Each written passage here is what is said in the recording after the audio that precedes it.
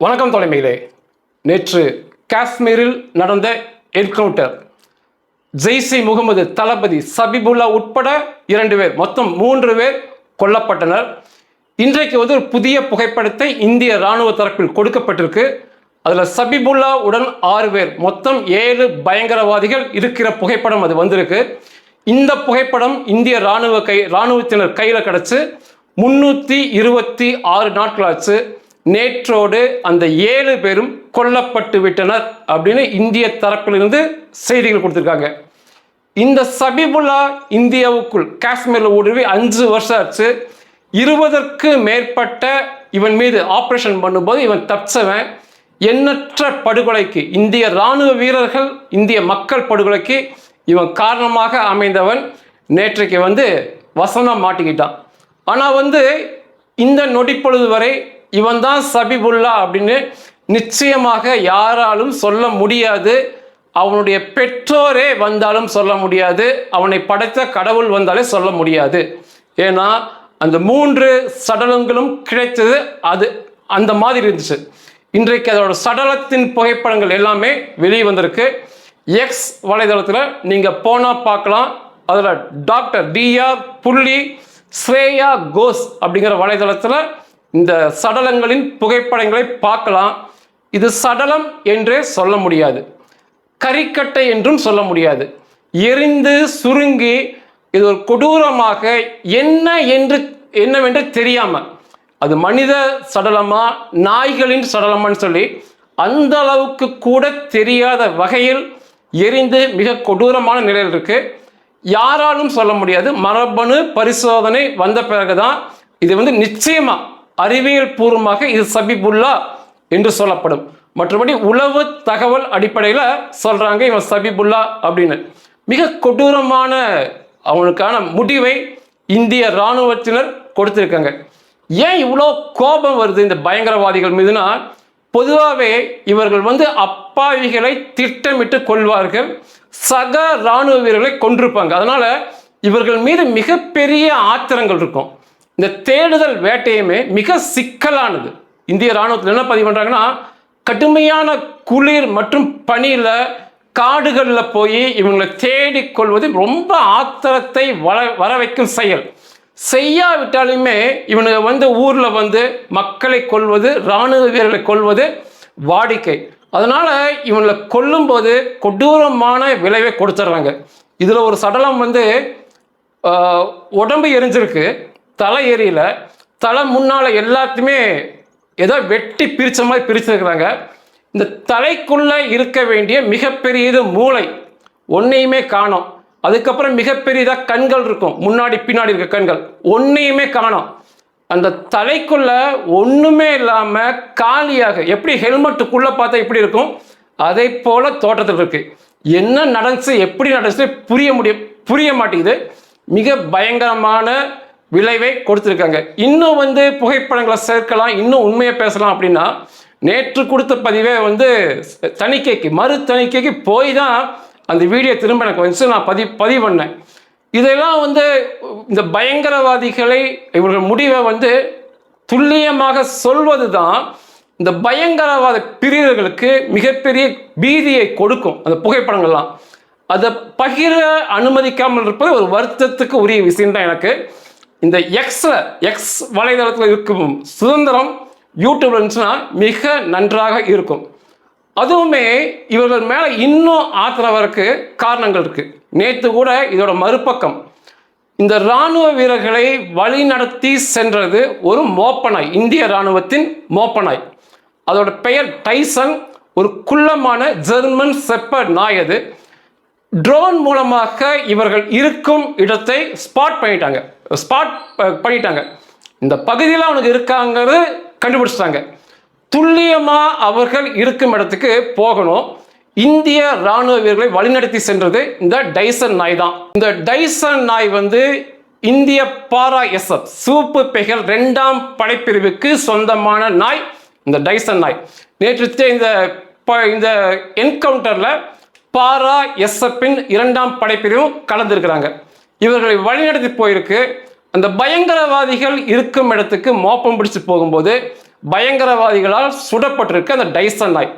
கால்களில் துப்பாக்கி குண்டு பாஞ்சிருக்கு அந்த டைசன் நாய்க்கு.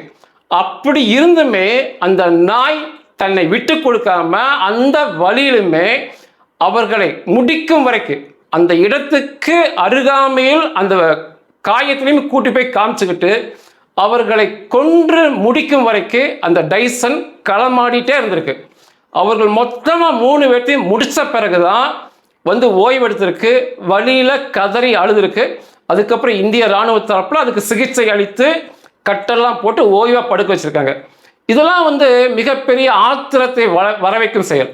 ஒரு வாயில்லா ஜீவன் அதோட வழியை போய் யார்கிட்ட சொல்லும்? இவனுக்கு வந்து ஏன் நான் பதிவு பண்ணனா, இவர்களுக்கு வந்து மனிதாபிமானமும் இருக்காது, ஜீவ காருண்யமும் இருக்காது, ஒண்ணுமே இருக்காது. இவர்கள் குறிக்கோளே என்னன்னா அப்பாவிகளை கொல்வது.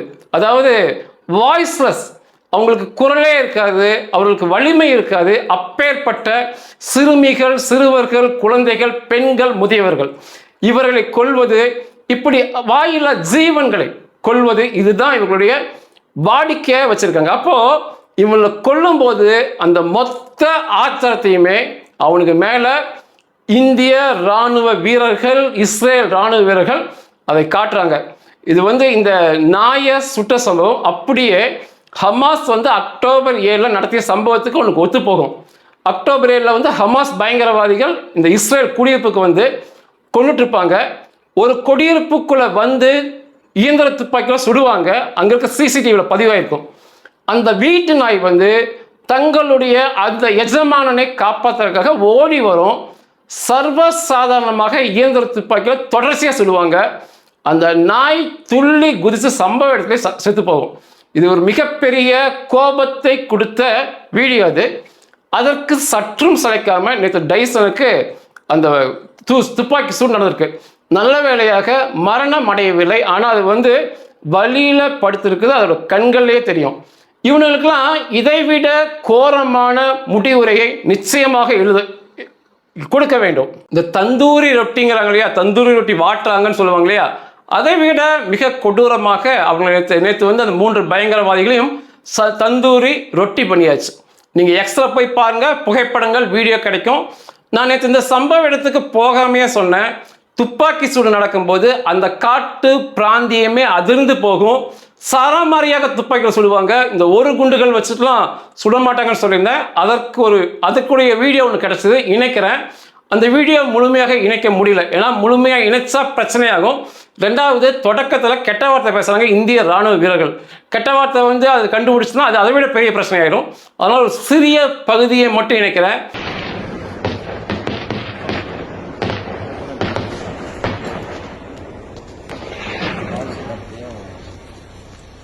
அந்த காட்டையே அதிர விடுவாங்க. அந்த வீடியோ வந்து ஒரு 2 நிமிஷம் ஓடும். பார்த்தீங்கன்னா சரமறையாக தாக்கம் நடத்துவாங்க. வாய்ப்பே கொடுக்க மாட்டாங்க இவனுக்கெல்லாம். ஒரு சிறிய வாய்ப்பு கொடுத்தாலுமே அது நம்முடன் செல்லும் இந்திய இராணுவ வீரர்கள் உயிரை பறித்து விடும். அதனால் வந்து அவங்களை எந்திரிக்க விடாமல் சரமறையாக சுட்டு சிதைப்பது தான் மிகச்சிறந்த காரியம். அதுவும் வந்து அதுக்கப்புறம் அந்த சடலங்களை இதைவிட மோசமாக சிதைப்பது தான். அடுத்து ஒரு இந்த இஸ்லாமிய பயங்கரவாதி பாகிஸ்தானிலிருந்தோ காஷ்மீரிலிருந்தோ வருவதற்கு 1 கோடி முறை யோசிக்க வைக்கும். இந்த வெற்றிகரமான ஆபரேஷன் மிகப்பெரிய வெற்றின்னு பார்க்கப்படுது.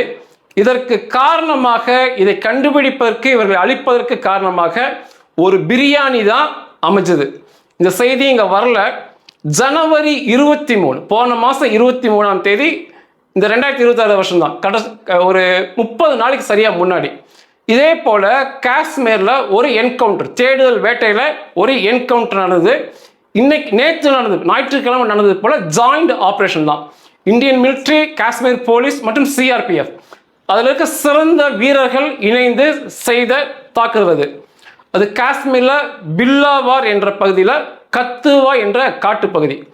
அங்கே போய் தேடுதல் வேட்டை நடத்தும் போது பாகிஸ்தான் பயங்கரவாதி, அவன் பாகிஸ்தானில் பிறந்தவன், அவனுடைய பெயர் உஸ்மான், அவனை சிக்கியிருக்கான், அவனை சுட்டு கொண்டிருக்காங்க. அந்த பகுதியை சோதனையிடும் போது ஒரு சமையலறை, பலப்படுத்தப்பட்ட பாதுகாப்பான ஒரு சமையலறை ஒளிந்திருப்பதை கண்டுபிடிச்சிருக்காங்க இந்திய ராணுவ வீரர்கள். உள்ளே போய் பார்க்கும்போது பிரியாணி செய்து சாப்பிட்டது தெரிஞ்சிருக்கு. மீதம் அநேக பிரியாணி இருக்கு. அந்த பிரியாணி அளவை பார்க்கும்போது இந்த ஒருவனுக்கான உஸ்மானுக்கான பிரியாணி எல்லாம் பல பேர் அங்கே இருக்கணுங்கிற சந்தேகம் முதல்ல வந்துச்சு. அங்கே பொருள் மீதம் இருக்கிற இந்த பாஸ்மதி அரிசி மற்றும் முட்டை, நெய், இது 3 நிறைய இருந்திருக்கு. இது பார்க்கும்போது அது பாகிஸ்தானிய பொருட்கள் அல்ல. அதாவது அந்த காஷ்மீரில் உள்ள நெய் மற்றும் முட்டை மற்ற அரிசி பொருட்கள், அதெல்லாம் அங்கே இருக்கிற பொருள் தான். அது கண்டுபிடிச்சனையே உள்ளுக்குள்ள இருக்கிற பயங்கரவாத ஆதரவாளர்கள் உதவி செஞ்சிருக்காங்க. மேலும் இந்த பயங்கரவாதிகள் அதிகம் பேர் நீண்ட நாட்கள் தங்கி பயங்கரவாத காரியம் செய்ய திட்டமிட்டிருக்கார்கள். இது எல்லாமே அந்த மீதம் இருந்த பொருளின் அளவை வச்சு கண்டுபிடிச்சிருக்காங்க.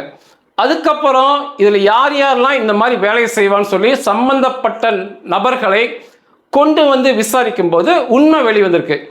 கிட்டத்தட்ட 35 பயங்கரவாதிகள் ஊடுருவி உள்ள வந்திருக்காங்க.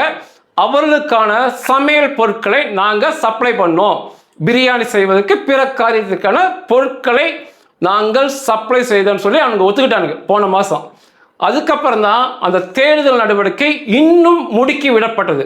உஸ்மானை கொன்றதோடு நிற்காம மீதம் இருப்பவர்களையுமே திரும்ப அவனுக்கு பாகிஸ்தானுக்குள்ள ஓடாம கண்டுபிடித்து அழிக்க வேண்டும் என்றுதான் தொடர்ச்சியான தேடுதல் வேட்டை நடைபெற்றுச்சு. நேற்று மட்டும் 3 பேர் கொடூரமாக கொல்லப்பட்டிருக்காங்க. அதற்கு முன்னாலுமே என்கவுண்டரில் கொல்லப்பட்டிருக்காங்க. நிச்சயமாக இந்திய இராணுவ வீரர்களுக்கு மனதார்ந்த பாராட்டுகள். ஒரு கொடூரமாக ஒரு மனிதாபமான மற்றவன், ஜீவ காருண்யம் மற்றவனுக்கு இதை போல ஒரு கொடூரமான முடிவு தான் நிச்சயமா தேவை. நீங்க பார்க்குற ஒவ்வொருவரும் போய் எக்ஸில் போய் பாருங்க, அவனுக்கு சடலத்தை நிச்சயமா பாருங்க. அப்போதான் ஒரு நம்ம மனசுக்கு ஒரு ஆறுதலாக இருக்கும். ஒரு நாயை சொல்றவனுங்க, நாயை கொல்றவனுங்க, அப்பாவி மக்களை கொல்றவனுக்கு இதை போன்ற இந்திய இராணுவ வீரர்கள் கொடுக்கும் முடிவு தான் மிகச்சிறந்தது.